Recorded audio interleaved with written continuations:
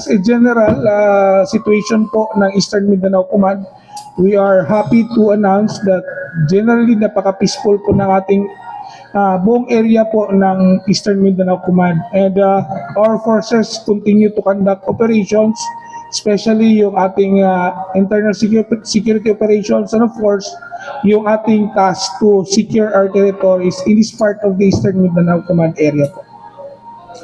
Okay, so kalmado ang although may mga areas na hindi pa na-deklara na insurgency free, sir, tama?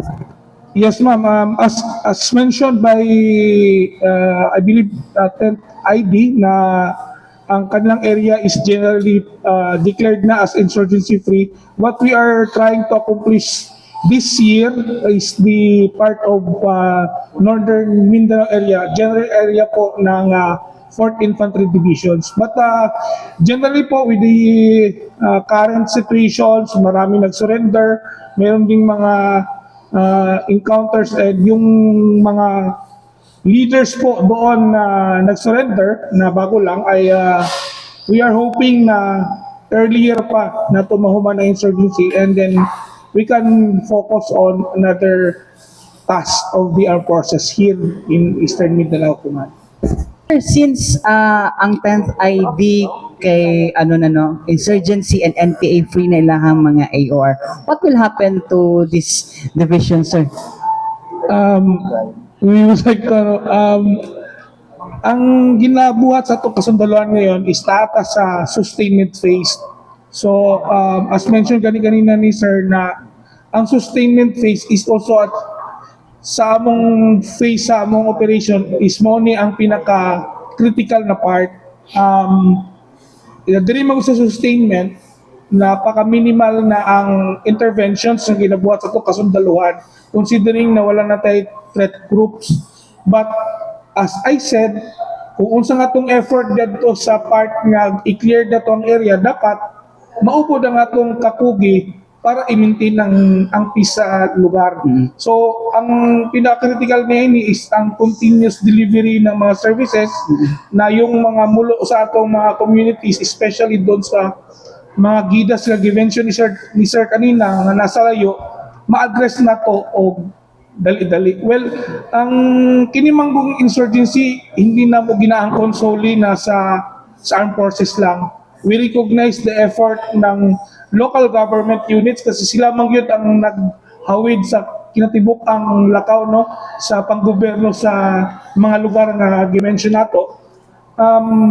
Kanang pag-deliver po sa serbisyo nagit sa ilaha. So ang atong armed forces is behind them, support them para katong mga serbisyo na para sa atong mga communities ma-deliver good. So, ang imong pangutana kanina sir, unsay may tabo sa atong division will continue to perform yung ating internal security operations but on the aspect of maintenance and we are also transitioning right now for external security operations which is gina-emphasize na to, ginataka to focus sa pagkakaroon.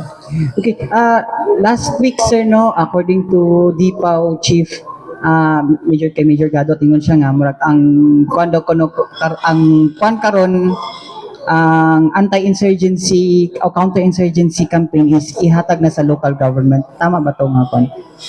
O sa PNP? Yes sir, based magud sa kanang sa operations no when the status of the place is already normalized, mubalik na. So ang main effort na dyan is yung local government and in particular in keeping the peace and order is nasa PNP po yun, but it doesn't mean as of now na pabayaan na ang lugar.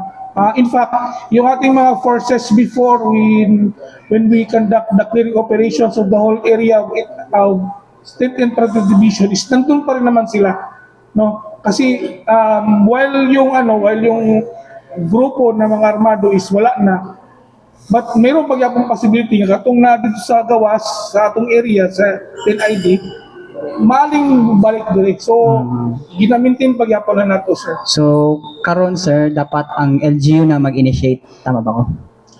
Well, everything naman sir from the very beginning of the insurgency campaign, it is the LGU who holds the effort. Yes pa, pero ano, dapat sila na ang mag-initiate, na dili na ang ato ang armed forces. May kanya-kanya ka rin paring part, sir. When it comes to security operations, pag-maintain sa peace and order sa lugar, we are also supporting with the PNP. But as far as those yung pag-deliver ng mga services, paghatag ng mga programa sa gobyerno, mapaabot dito, that will continue pa rin, sir. Okay. Na insurgency free. So far, ma'am, if my memory serve me well, so far sa buong area sa Eastern Mindanao Command, we have a total of 9 provinces out of 17. Kanimagod siya is sila ang nag-declared na. So, mo na ang ano, and aside from that, di na po maano ang details kung pila na ang kabarangay. But kining mga probinsya, ma'am, have already declared their provinces as insurgency free. Kung saan yung mga provinces, sir? 9 provinces. Pwede ibigyan akong lista yung mamaya mo, kaya wala na ko din ang ano, wala na ko nadala. Okay.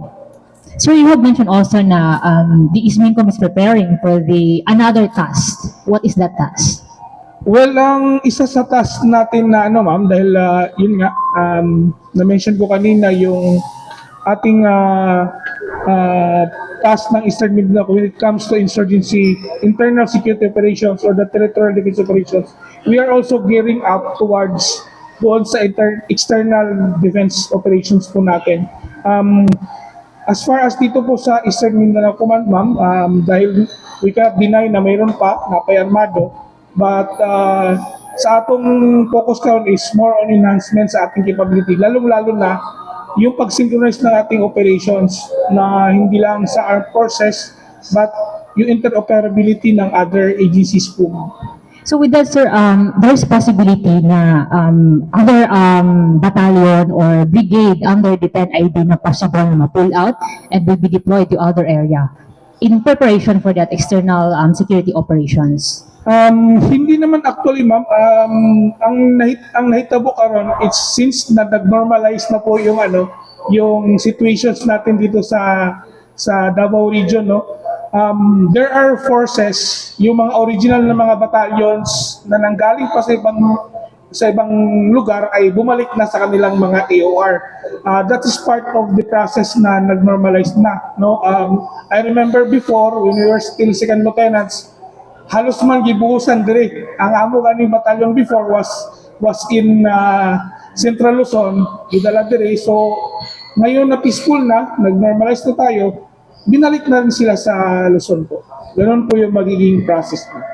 Sir, what is also the preparation of Ismincom sa araw ng Davao?